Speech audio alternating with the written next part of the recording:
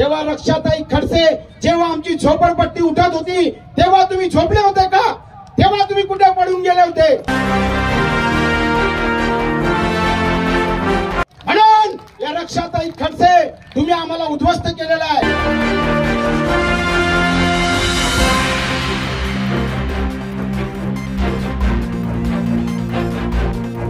आणि श्रीरामदादा पाटील तुमच्याकडून अपेक्षा आहे की आमच्या झोपडपट्टी धारकांचं पुनर्वसन करण्यासाठी तुम्ही पार्लमेंट मध्ये जा।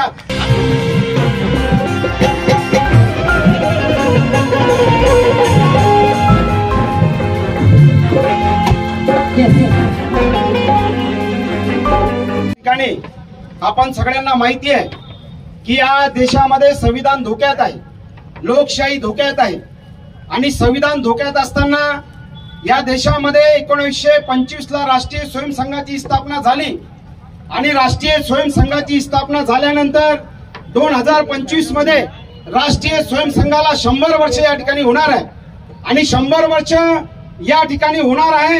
आणि ज्या पद्धतीने डॉक्टर बाबासाहेब आंबेडकरांनी 1927 ला मनुस्मृतीचं दहन केलं, मनुस्मृती बाबासाहेब आंबेडकरांनी जाळली, त्या मनुस्मृतीला या ठिकाणी बाबासाहेबांनी जाळल्यानंतर या 100 वर्षानंतर त्या मनुस्मृती जाळण्याचा बदला 400 पार म्हणून या ठिकाणी जी भारत जलाव पार्टी आहे, जी भ्रष्टाचारी जनता पार्टी आहे, जी भाडखाऊ जनता पार्टी आहे, ती या देशामध्ये बाबासाहेब आंबेडकरांनी लिहिलेली जी भीमस्मृती आहे, जे संविधान आहे, ते संविधान बदलण्यासाठी या देशामध्ये असूसलेले आहेत। आणि म्हणून या ठिकाणी आम्हाला संविधान धोक्यात असताना, ओबीसी एससी एसटीचं आरक्षण धोक्यात असताना आमचे रिपब्लिकन नेते मात्र बीजेपीच्या मांडीला मांडी लावून या ठिकाणी उघडपणे त्यांच्या सोबत या ठिकाणी बसत आहेत। हे बाबासाहेब आंबेडकरांचं संविधान धोक्यात असताना, तिरंगा धोक्यात असताना काही छुपी युती करत आहेत बहुजनवादी नेते, काही उघड युती करत आहेत। आणि म्हणून या ठिकाणी आम्ही सर्वांनी ठरवलेलं आहे कि अगर हमारा खून का कतरा कतरा भी बह गया तो बाबा साहब अम्बेडकर के संविधान को हम बचाएंगे। जो संविधान के खिलाफ बात करेगा वो कुत्ते की मौत मरेगा, और जो संविधान पे हाथ उठेगा वो हाथ हम संविधान रक्षक सैनिक, भीम सैनिक या छाड़ देंगे, मगर संविधान के ऊपर हम आस नहीं आने देंगे। काय झालं की या ठिकाणी शेतकऱ्यांना आमदार साहेब, गोपाल दादा, राजू भाऊ या ठिकाणी या आमच्या भुसावळ विधानसभा मतदारसंघामध्ये 15 दिवस या ठिकाणी आमच्या आया बहिणींना पाणी मिळत नाही, 15 दिवस पाणी मिळत नाही।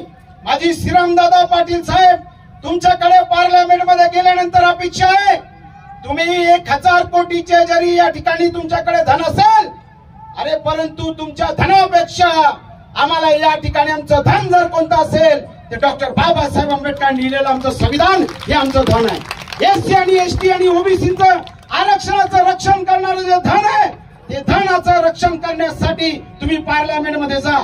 या ठिकाणी आमच्या रेल्वेचं खासगीकरण मोठ्या प्रमाणामध्ये होत आहे, या रेल्वेच्या कामगारांना वाचवण्यासाठी तुम्ही पार्लमेंट मध्ये जा। या ठिकाणी जे एससी आणि एसटी आणि ओबीसींना त्यांचा आवाज बुलंद करण्यासाठी तुम्ही पार्लमेंट मध्ये त्या ठिकाणी जा। तिरंग्याचं रक्षण, लोकशाहीचं रक्षण, संविधानाचं रक्षण करण्यासाठी जा। तुम्ही अनेकांना बेरोजगारांना रोजगार दिला, परंतु माझ्या भुसावळ तालुक्यातल्या रावेर लोकसभा मतदारसंघातल्या माझ्या सर्व बेरोजगारांना तुम्ही पार्लमेंट मध्ये जाऊन त्यांचा चुना पेटवा, यासाठी आम्ही या ठिकाणी आलोय। मित्रांनो, या ठिकाणी रक्षाताई खडसे तुम्ही खासदार होते, अरे जेव्हा जळगाव जिल्ह्यामध्ये जगनभाई सोनवणेने 11 ठिकाणी रेल रोक आंदोलन केलं, भुसावळ मध्ये रेल रोक आंदोलन केलं, आरपीएफ, जीआरपी, पोलीस फोर्स, मिलिटरीशी आम्ही लढलो, तुरुंगामध्ये गेलो, तेव्हा रक्षाताई खडसे जेव्हा आमची झोपडपट्टी उठत होती तेव्हा तुम्ही झोपले होते का? तेव्हा तुम्ही कुठे पडून गेले होते? म्हणून या रक्षाताई खडसे तुम्ही आम्हाला उद्ध्वस्त केलेला आहे। आणि श्रीरामदादा पाटील तुमच्याकडून अपेक्षा आहे की आमच्या झोपडपट्टी धारकांचं पुनर्वसन करण्यासाठी तुम्ही पार्लमेंट मध्ये जा।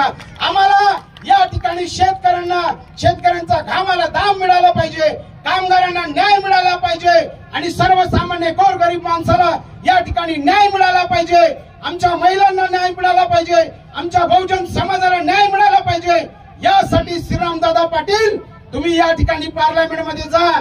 तुम्हाला या ठिकाणी आम्ही सर्व ताकद आणि सर्व शक्ती संविधान आर्मी आणि आमच्या विविध संघटना या ठिकाणी देऊ, तुम्हाला पाठिंबा देतो. आणि तुम्ही या ठिकाणी जेव्हा जेव्हा संविधानावरती हात उठतील तर पार्लमेंटमध्ये त्यांचे हात छाटून टाकण्यासाठी श्रीरामदादा पाटील तुम्ही मैदानामध्ये या. आम्ही सर्व तुमच्या पाठीशी आहोत. या ठिकाणी सर्वांनी नरेंद्र आणि देवेंद्रच्या सरकार जे बाहेर आहे त्याच्या विरुद्ध या ठिकाणी आमचे दीपकभाई सोनवणे, सम्राटभाई बनसोडे आणि या ठिकाणी रावेरचे तालुका अध्यक्ष आमचे अशोकभाई अटकाडे, शहर अध्यक्ष आमचे समीर भाई आणि सर्वांनी या ठिकाणी जय भीमचा नारा 3 वेळा लावायचा आहे आणि कार्यक्रम संपवायचा आहे. जय भीम. जरा जोरदार, जरा नरेंद्र आणि देवेंद्रचं सरकार बाहेर आहे, जोरदार एकदम जय भीम. अजून एकदा जोरदार जय भीम. जय संविधान. सर्व कार्यकर्त्यांना विनंती आहे